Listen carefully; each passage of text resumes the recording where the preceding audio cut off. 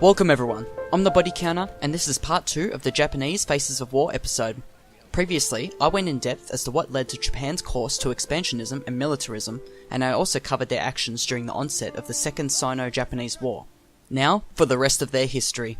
On the 7th of December 1941, a grand Japanese offensive was launched, opening new theatres of war, the Southwest Pacific Theatre, the Southeast Asian Theatre, and the Pacific Theatre. The very first battle of this new offensive against the Allies was the attack on Pearl Harbor, a surprise naval strike by the Imperial Navy against the United States naval base at Pearl Harbor in Hawaii. The attack claimed the lives of some 2,400 Americans, sinking several ships and severely damaging others, as well as destroying almost 200 American aircraft. This attack would lead to the United States' entry into World War II, and following the attack, Germany and Italy, in a bold yet naive act, declared war on the United States. The Japanese Army and Navy launched a surprise series of campaigns on British, Dutch Indy, Australian, and other US forces. Hong Kong under British control was besieged and won by the Japanese. US forces on Wake Island surrendered to the Japanese Marines, and Thailand was also invaded both navally and on the ground from the previously controlled Vichy French Indochina to the east.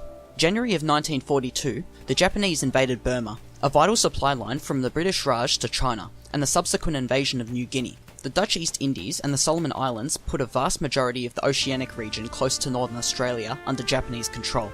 During May of 1942, the Japanese would make use of biological weapons against the Chinese and US forces during Operation Saigo, killing many enemy forces and civilians over time with cholera and bubonic plague pathogens, but also infecting many of their own men accidentally. The Imperial forces scored a victory against the Allies, losing only 36,000 over the Allies' death count of 320,000 casualties. 250,000 of them would be civilians. The Japanese Empire relied on the element of surprise and their devoted men to conquer so much territory in so little time. The first year of the new theatre was in favour of the Japanese. Imperial fleets roamed the Pacific and skirmished in the Oceanic, sinking many vessels, British and US alike. And the occupation of Allied ports jeopardised supply lines to other regions. A significant naval battle, and what would be a major setback for the Japanese, was the Battle of Midway, where the Japanese planned to cripple the US Pacific Fleet. But thanks to American codebreakers, the US were able to decipher the Japanese plans. The Japanese Navy were then ambushed on top of their ambush, and lost a total of 21 ships during the battle, while the US only lost 1 carrier and 1 destroyer. Once the Allies had entered the war against the Japanese, another increasing concern for the Japanese military was the Allied aid, training, and expeditionary forces to assist the exhausted Chinese forces. Japan was now fighting a better trained China. Thus, Japanese victories became stalemates, and Chinese victories became more common.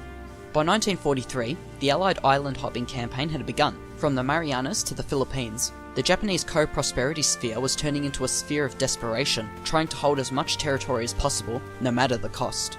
1944 to 1945 marked the downfall times of what was a powerful empire. The Japanese now more than ever risked everything to defend their claims for the sake of the emperor and the empire itself. As the war was nearing its end, the Japanese kamikaze tactics became more frequent in hopes of inflicting more drastic casualties among the Allies. In the early years of the war, kamikaze and banzai attacks were very successful, but as the war continued, the Japanese would begin to suffer more losses than wins. The Allies' bombing campaign of Japan ravaged the country's people and industry in hopes of bringing the Japanese surrender ever so closer. Burma had been a key point in the war, and Japan was dedicated to holding the line. But from 1944 to mid-1945, the final Allied offensive in Burma broke the Japanese station there. British, Chinese, US, and Canadian troops all fought to break the front line. The Japanese were pushed out of northern Burma first, and an Allied amphibious landing dealt a significant blow to the defenders. The last Burmese campaign didn't end until a few months before the war ended. Two of the most infamous battles of 1945 would be the battles of Iwo Jima and Okinawa, where the Japanese defenders would be forced to fight desperate battles against primarily US forces, who would be reigning dominance in the skies, while Imperial forces were lacking reinforcements and supply lines. During Iwo Jima, the US attackers would land on the volcanic island and work their way northwards, pushing the Japanese to Kitano Point. Before the US made any significant push, the Japanese did however score success early in the battle against the landing parties, using a combination of mortar fire and machine gun fire. But in time, the American Marines would work their way north, clearing poorly made foxholes and defences of Japanese resistance. Only 215 of the 21,000 defenders would survive the American assault and become prisoners. And Japanese soldiers were hard to capture, as all troops would rather commit suicide than fall into their foes' hands. The Battle of Okinawa, on the other hand, would cost the Japanese even more losses than Iwo Jima, and slightly less for the US. The Battle of Okinawa, or Reign of Steel as it's referred to by the Japanese, would start on the 1st of April and would be the courageous yet futile end to the Japanese war against the United States. During this battle, Japanese kamikaze pilots would prove to be grave threats against the US naval fleet. Almost 5,000 sailors would lose their lives due to such attacks. Facing flamethrowers forcing them out of defences, decimating naval bombardments and superior numbers, the Japanese couldn't stop the onslaught of the US, forcing the Japanese to even conscript Okinawan inhabitants, including children, into the army to participate in their suicidal defence of the home islands. The battle ended on the 22nd of June, with yet again another American victory. Next would be one of the most impactful moments in the history of mankind and warfare. On the 6th of August of 1945, the United States B-29 superfortress, known as Enola Gay, dropped the Little Boy nuclear bomb on the city of Hiroshima, an urban centre and vital Japanese shipping port which was a key industrial city during the war. Then, on the 9th of August, a second nuclear bomb bearing the name of Fat Man was dropped on Nagasaki. Yet again, another industrial location and a primary target to cripple the already crushed Japanese war effort.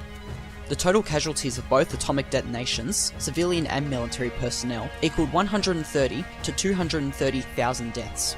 From the 9th to the 20th of August, the last operation of World War II would begin, the Soviet invasion of Manchuria. At this point, it was clearly obvious as to who would be the victors of this final campaign. As the war in Europe had ended, Soviet forces were then sent to Far Eastern Russia, where they would fight the weakened Japanese defenders. The Imperial forces stationed in Manchuria would face a large-scale pincer movement from three fronts of the puppet state: the north, east, and west. Due to failed military analysis and planning of the Japanese, the Soviet campaign was a success from the start. The defenders were forced to retreat to Korea and even lost southern Sakhalin, or southern Karafuto as it's known in Japanese. But the end of the empire had come, and the Japanese did the unthinkable. On the 15th of August of 1945, the Empire of Japan announced their surrender to the Allies and signed their surrender on the 2nd of September on board the USS Missouri anchored in Tokyo. After 14 years of conquest and conflict, starting with the invasion of Manchuria and ending with the world's first atomic attack and Manchuria falling, the might of the once powerful Japanese Empire had come crumbling to its knees and doing the unthinkable: surrendering. The war had claimed the lives of 2,120,000 Japanese soldiers of the Army, Navy, and Air Force, and a further 1 million Japanese civilian deaths, mainly due to Allied bombing campaigns and the atomic detonations. Following the surrender, Japan would be occupied by the United States in the years to follow until the 28th of April of 1952. During this time of Japan's history, the nation's military would be disarmed and dismantled. United States officers and US, British, Australian and New Zealand civil servants would occupy the country in its post-war times and completely revitalise the government, people and economy. Along with this post-war rebirth, a new constitution was put into place, and work and education rights had massive reforms. The USSR was to claim Manchuria, southern Sakhalin, North Korea, and the Kuril Islands that stretched to the Kamchatka Peninsula. China would claim Taiwan and Penghu, and the US would also claim South Korea and many previous Japanese possessions in the Pacific, including Okinawa. The United States and Soviet occupation in Korea would be temporary, however, which would in turn lead to the future hostilities of the Korean War. Although Japan was now stripped of its capacity to wage war, by 1954, Japan was able to create the Japanese Defense Force as a means of defense against the hypothetical threat that the rise of communism in the West could pose.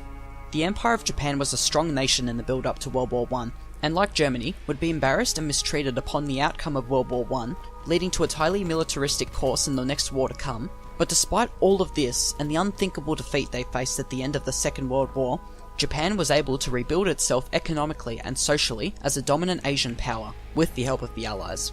Hirohito would remain as the Emperor of Japan until his death in 1989, and it would be Hideki Tojo and many other high-ranking military staff who would be executed for their war crimes.